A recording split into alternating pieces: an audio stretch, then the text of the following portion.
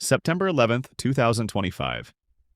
A headline that barely made a ripple in the national news cycle, but one that could quietly reshape your life in ways most people aren't ready for. While the world was focused on louder stories, a silent crisis began unfolding in the heart of America. One that doesn't scream from the front page one minute, but one that could change what we eat, how much we pay for it, and whether it's even there tomorrow. Listen to this. In two rural counties in New Mexico, the entire health of 40,000 cattle depends on one single veterinarian. One. That's not an exaggeration. It's official.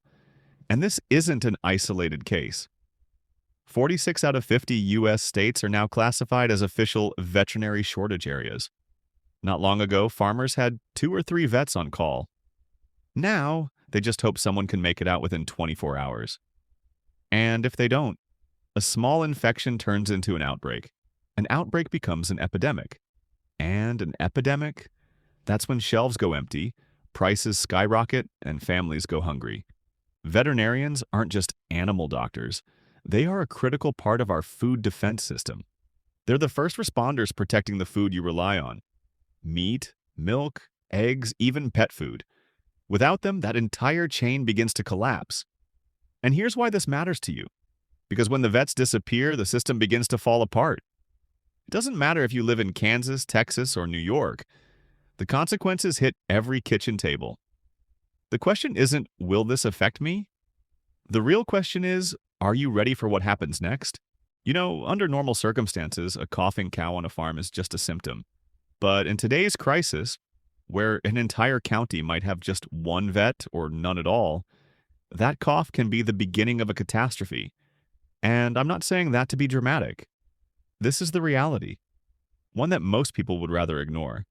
But you, someone who wants to be prepared, you need to know this. Picture this. One chicken gets sick, then 2, then 10,000, and there's no one to respond in time. That's exactly what happened in 2022 when bird flu swept across poultry farms nationwide.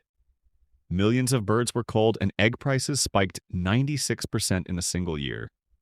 Not because of war, not because of a market crash, just because there weren't enough vets to contain the outbreak. Now imagine that, but bigger. Hundreds of thousands of cows, unmonitored. Pigs, chickens, turkeys, all at risk. Diseases that used to be contained in time are now spreading freely like crime in a town with no police. A vet isn't just someone with a syringe. They're the ones inspecting meat before it ever hits the store. Identifying infections. Vaccinating herds to prevent the next wave of disease. If you think this only affects somewhere out there, open your fridge. Yogurt, milk, chicken thighs for dinner? All of it becomes vulnerable when no one is there to protect the animals behind the food. We've already seen how fragile supply chains really are. The pandemic showed us that. And now, with fewer professionals guarding this system, the risk is escalating fast. That's why I'm bringing this up. Because this isn't just a vet shortage. This is a full-blown food system crisis quietly creeping toward your dinner table. And if we keep ignoring it, one day you'll open your fridge and realize it's not just about missing eggs, it's that your food is no longer guaranteed. Let's be real for a second. You might be wondering, if veterinarians are so critical, why aren't more young people signing up for the job? Why aren't they rushing out to rural towns to save our farms? Well, take a seat, because the reality of this profession is nothing like the romantic image of cows grazing in peaceful pastures. In the U.S., becoming a veterinarian means taking on hundreds of thousands of dollars in student debt. Seriously, many grads walk away from school with $250,000 to $300,000 in loans.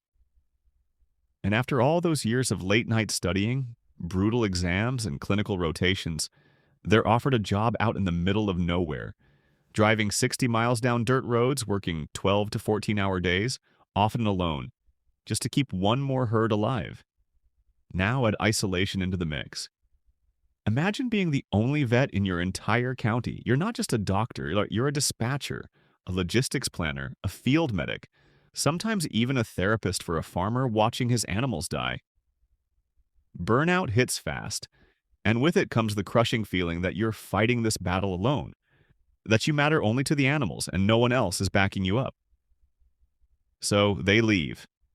Not because they're weak, but because the system makes it nearly impossible to stay. I'm not telling you this to make you feel sorry for rural vets. I'm telling you because this is yet another link in the chain that keeps your food on the table. We're losing these people, and every time we do, we get closer to more disease, more shortages, and higher prices. It doesn't start in the White House or on Wall Street. It starts on that lonely rural road where the last vet for miles is running on fumes. So yeah, this is a human story, but it's also your story. Because when these people disappear, so does the food that ends up on your plate. Now look, in the middle of all this darkness, yeah, there's a little hope. Some people might say, well, at least the government is doing something, right? And sure they are. There are programs, federal and state level, that try to patch the system by offering financial incentives to vets willing to work in these shortage areas. For example, the Veterinary Medicine Loan Repayment Program gives up to $25,000 per year to vets who commit to rural work. Sounds like a decent deal, right? But let's break that down. The average vet graduates with around $300,000 in debt. So even with $25,000 a year for 3 years, best case scenario, they're still buried under a mountain of loans. And they're expected to take on brutal schedules, isolation, and limited resources for years, far away from their families and support systems. That's not a solution. It's a Band-Aid on a sinking ship. Now, credit where it's due.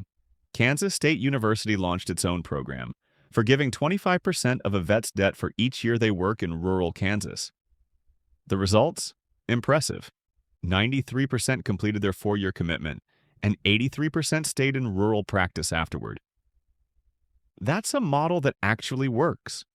But here's the real issue. Programs like this are rare. They're small, local, and not nearly enough to meet the national need. It's like trying to fight a forest fire with a water bottle. While one state builds a lifeline, dozens of others keep losing vets every single year. And at the core of it all, we still don't treat this as the national food security crisis that it is. Why does this matter to you? Because if you're counting on the system to fix itself, it won't. Not anytime soon, and not at the scale we need. Which brings us back to you. Are you really ready to trust a system that's already buckling when the next food shortage hits? Or do you want to be the one who's already preparing while there's still time? Yes, there's light at the end of the tunnel, but right now, that tunnel is way too long, and we don't have nearly enough flashlights. And now we've arrived at the part that matters most. This whole story about the vet shortage, it's not just a rural problem. It's not just some issue for farmers out in the middle of nowhere. This is a direct threat to your food, your fridge, your wallet, your future. Sounds harsh? It is. But it's also true. Every cow, every chicken, every pig, they're all part of a massive chain that ends in your kitchen.